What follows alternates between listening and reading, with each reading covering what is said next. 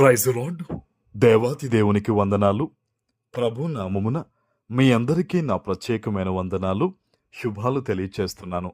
ఈ దినము కొరకు ఏర్పాటు చేయబడిన దేవుని వాగ్దానము 37వ కీర్తన 24వ వచనము. యెహోవా అతని చెయ్యి పట్టుకొని ఉన్నాడు గనుక అతడు నేలను పడినను లేవలేక ఉండడు. దేవుని నామానికి మహిమ కలుగునుగాక. ఈ ఉదయకాల సమయంలో సర్వ సృష్టికర్త అయిన నీ తండ్రి గొప్ప వాగ్దానాన్ని నీకు అందిస్తూ ఉన్నారు. ఆయన అంటున్నారు కదా, నేను నీ చెయ్యి పట్టుకున్నాను కాబట్టి నువ్వు నేలను పడిపోయినా కూడా నువ్వు లేవలేకుండా ఏముండవు, ఖచ్చితంగా నువ్వు లేస్తావు.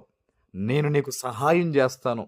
ఉన్నతమైన స్థితిగతుల్లో నేను పెట్టి గొప్ప గొప్ప ఎదుగుదల నీకు ఇస్తానని సర్వోన్నతుడైన సృష్టికర్త అయిన నీ తండ్రి ఈరోజు నీకు వాగ్దానం ఇస్తూ ఉన్నారు. హల్లెలూయా. చాలామంది ఏంటంటే మేము దేవుణ్ణి నమ్ముకున్నాం కదా, మేము ఎందుకు పడిపోవాలి, మాకెందుకు ఈ ఇబ్బంది కలగాలి, మాకెందుకు ఈ శ్రమ కలగాలి అంటారు.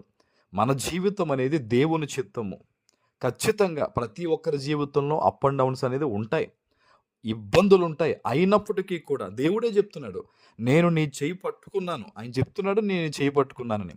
నువ్వు పడినా కూడా ఆయన అంటున్నాడు, నువ్వు లేవలేకుండా ఏముండవు.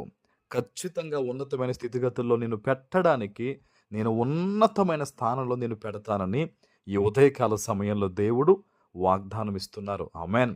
నువ్వు దేవుని సన్నిధిలో విడువక ప్రార్థన చేసే వ్యక్తిగా ఉండాలి. ఎందుకంటే మన జీవితంలో ఒక రోజు గడిచిపోతుందంటే మన సమయం దగ్గర పడుతుందనే కదా.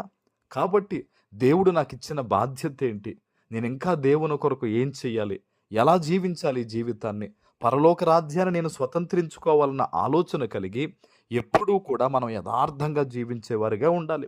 చూడండి, కొంతమందిలో ప్రభువుకి దూరంగా ఉండడం వల్ల వారు పడిపోయినప్పుడు సహాయం పొందుకోవడానికి చాలా స్ట్రగుల్ అవుతూ ఉంటారు. మరలా దేవునితో సంబంధం కలుపుకోవాలి, దేవుని ఎడల పశ్చాత్తాపంతో ఆయన పాదాల దగ్గర వీరు ప్రార్థన చేయాలి. అప్పుడు మరలా దేవుని సహవాసాన్ని పొందుకుంటారు. అవును కదా.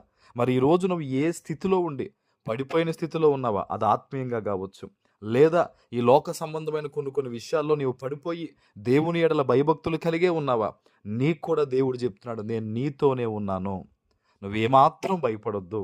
నువ్వు పడిపోయిన వ్యక్తివి పడిపోయినట్టుగా ఉండవు.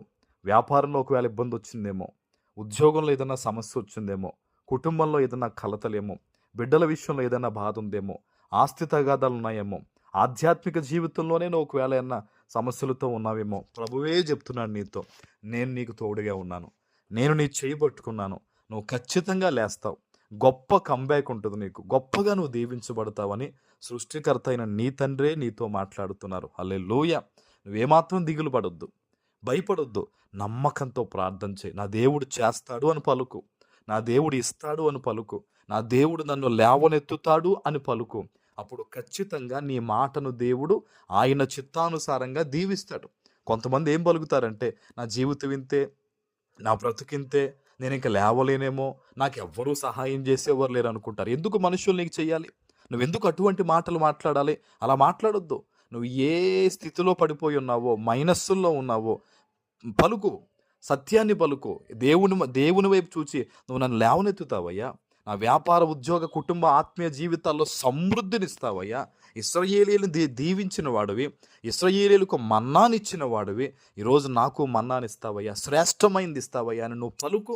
ఈరోజే నీ జీవితంలో గొప్ప కార్యం జరుగుతుంది. ఆమేన్. ప్రార్థన చేసుకుందాం. పరిశుద్ధుడా, మీకు వందనాలు.